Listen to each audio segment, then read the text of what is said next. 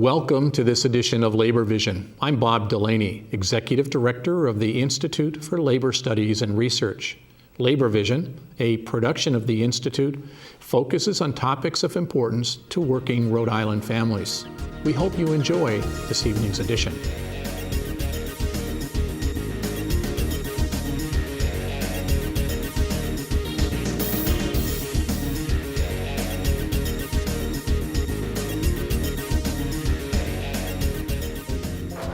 Hundreds of proud union members from the Rhode Island Building and Construction Trades Council, as well as the AFL-CIO, came together at the State House recently in support of the proposed Pawsox ballpark at Slater Mill in Pawtucket.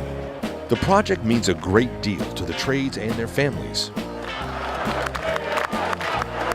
My name is George B. I'm the president of the Rhode Island AFL-CIO. It's my honor to be the MC today. And let me start off first by thanking everybody who worked hard, brothers and sisters, men and women of the building trades and other unions that are here, for coming here today. I know you worked hard, and you're going to feel that way in a couple of years working hard when we build the stadium in Pawtucket. Thank you, George. Thank you, brothers and sisters in Rhode Island Building Trades. You know, it's great to come out here to support certainly an organization like the Pawtucket Red Sox, but a project like this. You know, it's baseball, hot dogs, and apple pie. That's America, and we want to do it in Pawtucket for the Pawtucket Red Sox.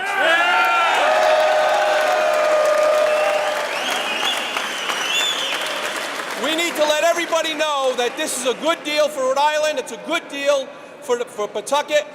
We need to have a showcase on Route 95. When you come down into the state on Route 95, you're going to see a replica of Fenway Park, and that's what we want everybody to see. This is a good deal for Rhode Island. It's a good deal for working people in Rhode Island, and it's a good deal for the Pawtucket Red Sox in the city of Pawtucket, and we got to get it passed. As the mayor, as many of the councilors here and the other mayors, we know how important the Pawtucket Red Sox are to Rhode Island and to the city of Pawtucket, right? But this is more than that, right? It's about keeping them here. It's about saving our stadium. And it's about the jobs that are going to come with it, the jobs that we need so desperately.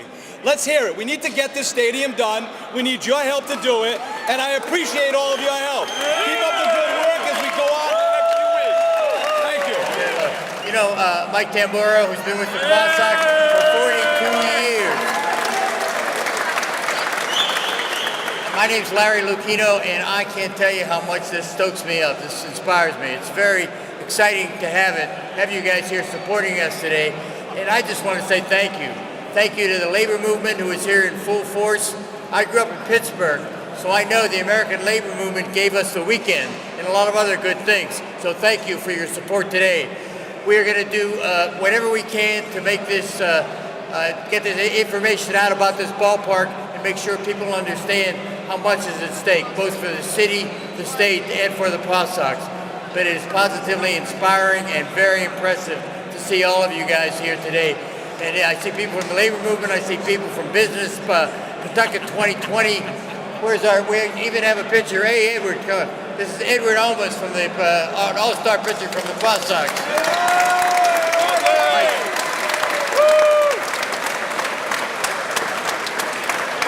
I want to echo Larry's great words. It's tremendous to see so many of you here today. They say Rhode Island can't do great things anymore.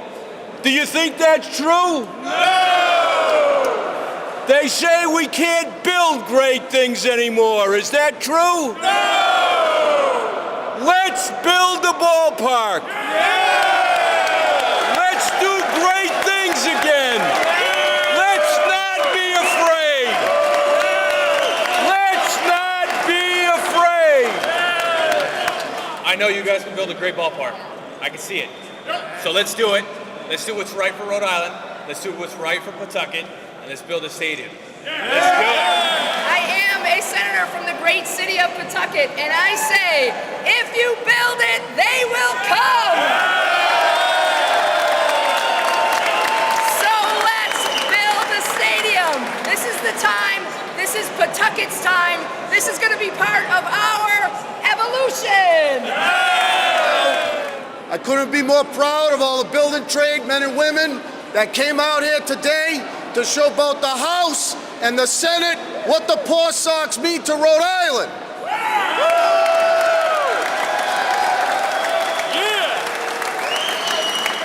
And you hear the statement, if you build it, they will come. Well, who will build it? We will! Just like we've been building Rhode Island for over 100 years. This is just another example of us coming together and showing the courage that it takes to move Rhode Island forward with an institution that's called Pawtucket. Rhode Island, it's home for 40 years. And if we have our way, they're going to be here another 40 years.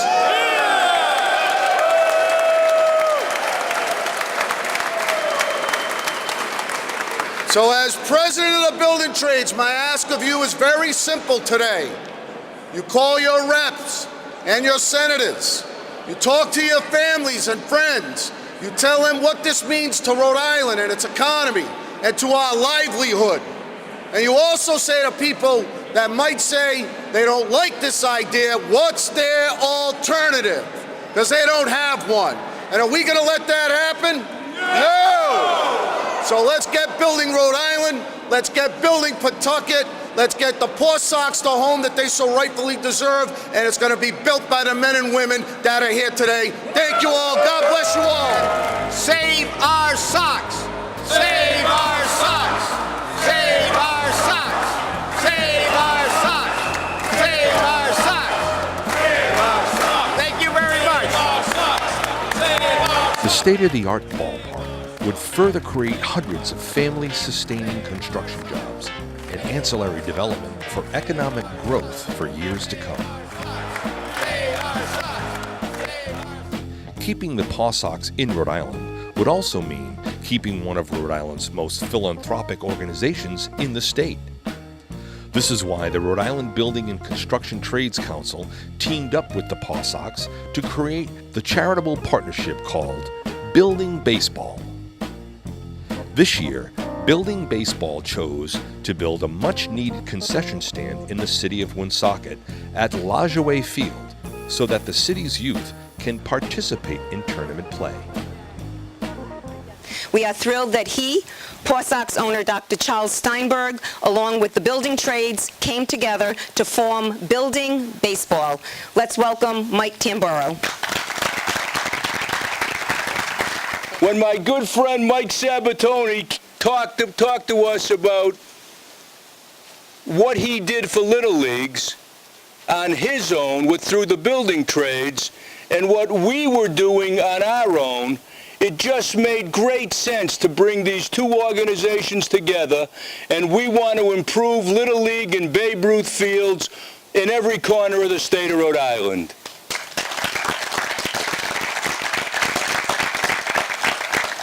So let me thank the building trades, Gilbane, the Red Sox Foundation, the City of Woonsocket, and all of you. Let's build this concession stand and let's play ball.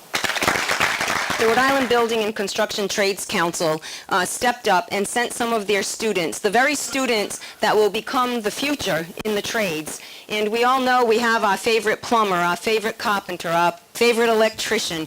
So when you think about that, you think about how important it is to make certain that the students that we are educating today in our school systems, not everybody is academically inclined and wants to go on to 4-year and 6-year college programs. Some of them are much more talented than we are, and their hands are their brains, and their brains are their hands, and they commingle with each other, and they become the very people that become very important to us. And they stepped up and they came forward and they helped us with that field. What had happened was it seemed like there were silos. There was the silo that was called the Pawsox Foundation with the Red Sox, and then the Rhode Island Building and Construction Trades Council, and then the City of Woonsocket, and we were silos standing alone wondering how do we accomplish something. And we recognized that if we come together as a team, just like a team on a field, you can accomplish so much more than being that individual silo.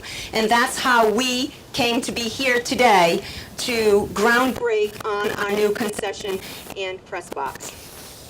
So the next person that I would like to introduce to you is Michael F. Sabatoni.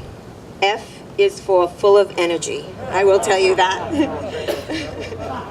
No, I wouldn't do that. Michael is a tireless advocate for the hardworking union tradesmen and women of this state.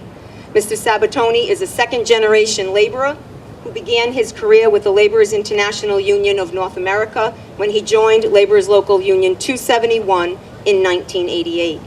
His tireless leadership and commitment to working families was recognized by his fellow union leaders in 2007 when he was elected president of the Rhode Island Building and Construction Trades Council. Since then, under his leadership, he, along with the talented, skilled men and women, have built the trades. They have been raising tens of thousands of dollars for local charities throughout the state. They have been quietly volunteering their time, talent, and energy in building structures in the community at no cost. From handicap ramps to school playgrounds to memorial parks, and his next charitable venture is an 1,100 square foot concession stand and press box at our very own Napoleon Naplojoy Field. Michael, welcome.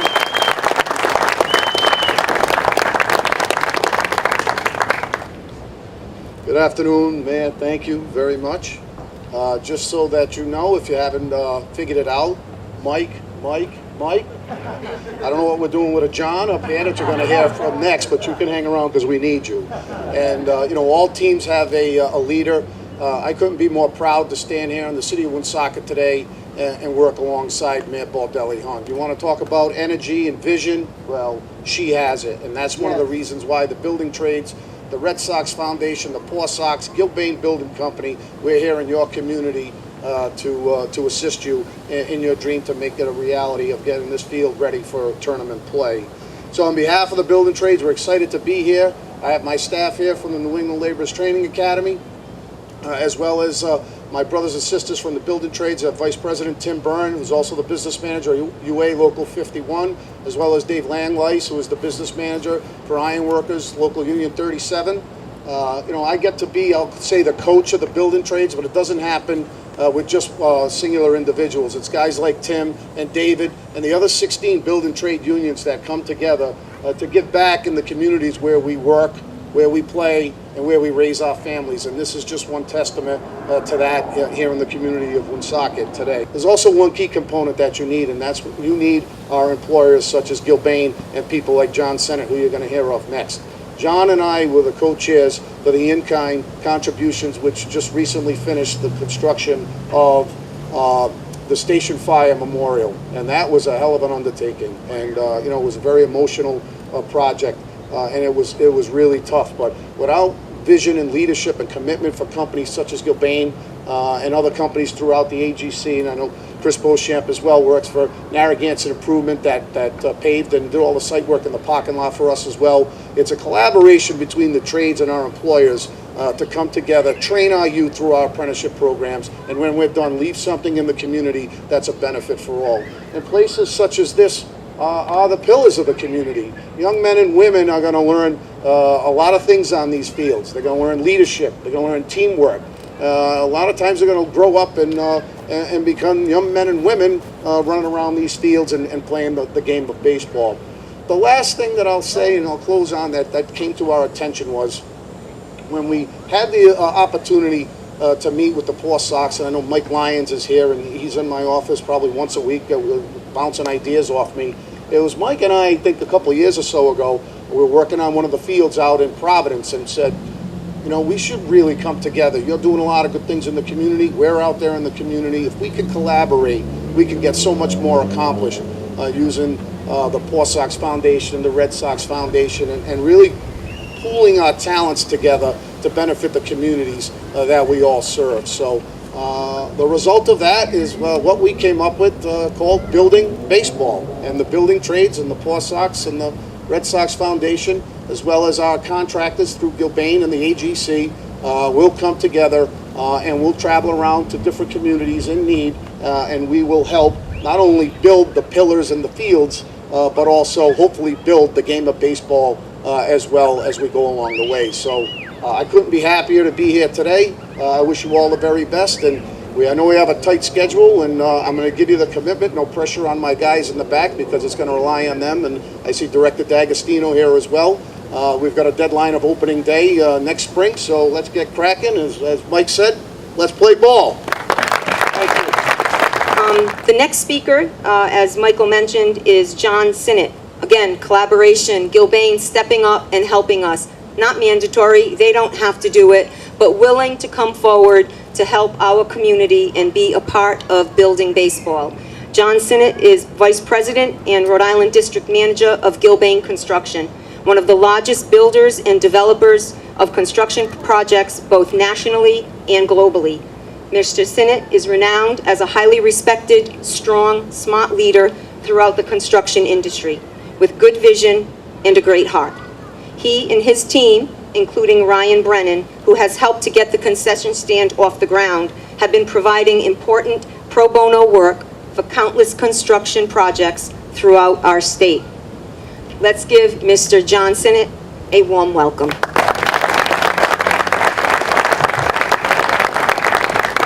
And I'm honored. You know, Mike calls me up. He says, "Hey, I got something for you." And I'll call Mike. "Hey, Mike, I got something for you." And it's all about teamwork. It's all about collaboration. And I see all the familiar faces in the back who always give me a hard time every time I show up to one of these things or show up to a job site. But they're the guys who make things happen. As these guys work together, we work together, and when, you know, the focus is on the end product. You build a strong foundation, come up out of the ground, and you get a successful project. So we're pretty psyched to be part of this team. I want to thank you, Mike, for volunteering me again. I always appreciate it. Ryan, you got your hands full on this one, and thank you for volunteering for this one too. Thank you, guys. Thank you so much. Thank you for everyone coming here today, and if we could all trek on over to where our new location of the new concession stand will be. Thank you. Thank you very much. Building Baseball understands the important life skills and life lessons the game of baseball provides our youth. Each year, the partnership will join forces to revitalize a ballpark in need to further encourage more youth to play one of America's most beloved pastimes.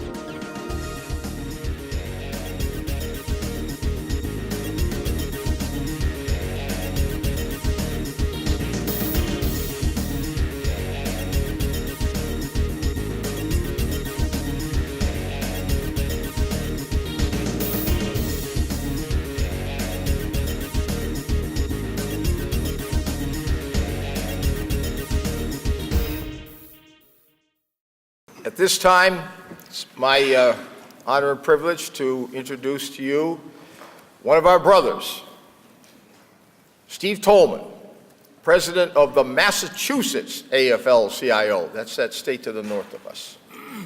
Steve has started off as a railroad worker, and then one night he said, geez, I'd like to be a member of the General Assembly in Massachusetts, and so he is elected to the House. And then he said, hey, listen, I don't want to discriminate against anybody. I think I'll be a member of the Senate. So he became a member of the Senate. And he was one of, if not the strongest voice for labor in the Massachusetts House and Senate for the whole time he was there. And then he said, geez, maybe I should be the president of the Massachusetts AFL-CIO. And he was elected to the presidency of the Massachusetts AFL-CIO, has led the charge up there on earned sick time, on minimum wage, on rights for domestic workers, and has ensured that our locals that share jurisdiction with Mass and Rhode Island membership, that we have a strong voice in both states. So he's our brother, and he came down here to give us what's happening in the labor movement from the Mass perspective. Steve, take it away. Now, brothers and sisters, I come down here and talk about a few things. And there's some things that I'd really like to talk about quickly. I don't want to take a lot of time because this is an important convention. But as we sit in this room, a room full of workers from IATSE to UFCW to our building trades to our nurses. We sit in here and give of ourselves every day to try to make America greater. When the corporations and the billionaires around the nation are consolidating their money and to try to do everything they can to set us back in labor 100 years. And you think about it, a year ago we had a guy in the White House that actually cared about it, that was writing laws on sick time and writing laws to protect workers and putting safety nets in place for workers, including the Financial Consumer Bureau that Senator Warren pushed for, and they got it approved. And that Financial Bureau has, every single state has given back billions of dollars from companies like Wells Fargo and Wall Street, who have basically stolen money from workers, and we don't see them going to jail. But at the same time, we had 4 Teamsters up in Massachusetts on a picket line that were harassed, a legitimate picket line, and the U.S. attorney, they were out of line maybe with respect to a verbal, inappropriateness, but there wasn't corruption. They were charged with the Hobbs Act, a federal law that is about corruption and robbery. And this is what's happening. Everything we are doing in labor is under attack. We have 2 people who worked with the city unions up in Boston under indictment for over 2 years. And please God, I believe they will be exonerated because there's nothing there. There is nothing there. We are facing challenges everywhere we go. And laws. We are so proud of the labor movement, the folks that gave you the weekend. That's being challenged. That's being challenged. We have overtime, and now we have extra time. I think Rhode Island is the other state that has the Sunday overtime. Yep. They're challenging it because you want to lower the unemployment insurance rate or something like that. They want to take away the Sunday overtime. When we lost our governor, Democratic governor up in Massachusetts, Rich Trumka said directly to me, he said, "Steve, get ready, because you're going to see attacks everywhere." We are being attacked up there with privatization in the public transit system. Inappropriately. Our machinists are the best in the nation, no BS, the best in the nation, but yet they want to privatize them, give it to a private company. We know what happens. It's about attacking public employees. We had a challenge in the charter schools up in Massachusetts. Now, I don't know that every charter school is bad, but the concept they wanted is they wanted a ballot initiative to make 12 charter schools, increased every single year. And they were up on the polls, 65 to us about 35 early on, and tried to get us to compromise. And they didn't compromise, thank goodness. And they fought us. They raised over 25 million, I think 50 million on a ballot initiative. Guess where they got their money? Walmart, Koch brothers. The head of Purdue Pharma, that's the company that makes OxyContin, the dangerously addictive drug which has harmed so many families. And they paraded around like it was the best thing since sliced bread and not addictive. He gave $2 million to a charter school question up in Massachusetts. What? It's a drug company. Brothers and sisters, what I'm trying to say here is we are under attack everywhere we go. The courts, the Supreme Court has said corporations can give unlimited money to elections. And the same court is going to try to rule against us in a public case and try to bring right to work for public employees.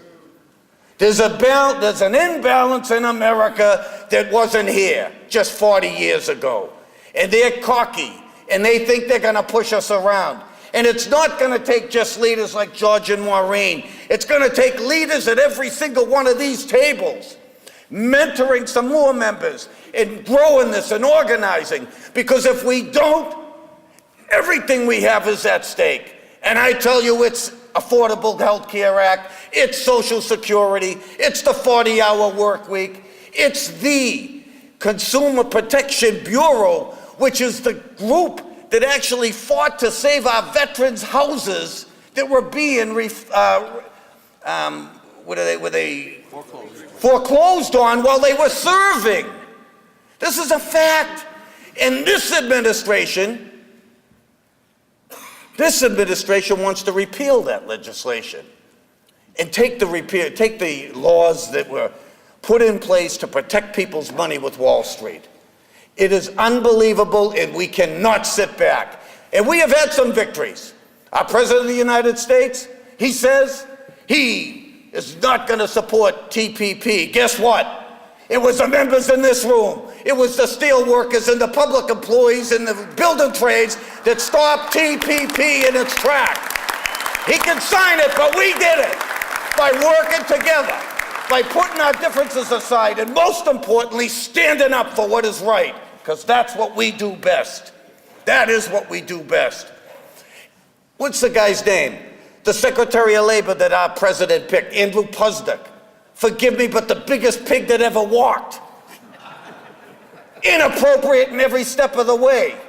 He said that he preferred machines over employees, and that we shouldn't have to pay pensions or health care. This is the guy that the President of the United States put up to be our representative. Unacceptable. We, working together with our elected officials, didn't give him the opportunity to do what he wanted to do. So we can win when we work together. There are all kinds of victories, but brothers and sisters, we're in for a real rough ride, I think, over the next few years. And the only way we're going to be successful is by putting aside our differences if we're mad at a union or mad at a friend, and join hands. But we can't just join hands. We got to bring more people into it. Our community groups and our faith groups. And we have that working in Massachusetts. When we passed during sick time, 1/3 of the signatures were faith groups, 1/3 of the signatures were community groups, and 1/3 was labor. And that's going to be our recipe for the future. I'm honored to be with you. I know as soon as I sit down, I'm going to say, God, I wanted to say this and I wanted to say that. But brothers and sisters, I am a believer in the labor movement from my toes to my ears. And I believe on anything at all that we have to not fall into the category of hate. And I'd like to close with Martin Luther King, a great quote that some of you may have heard. But as we press on for justice, he said this in 1956. As we press on for justice, be sure to move with dignity and discipline, using only the weapon of love. Let no man pull you so low as to hate him. Always avoid violence. If you succumb to the temptation of using violence in your struggles, unborn generations will be the recipient of a long and desolate night of bitterness, and your chief legacy will be an endless reign of meaningless chaos. Brothers and sisters, let's come together. Let's challenge those that want to take everything away, because we are labor. Let's stand together, let's fight together, and let's win together. Thank you very much. Thank you. Thank you for joining us for this edition of Labor Vision. We appreciate your input and encourage your comments. Labor Vision can be seen on this channel 3 times each week: Tuesday at 7 p.m., Thursday at 8 p.m., and Saturday at 5 p.m.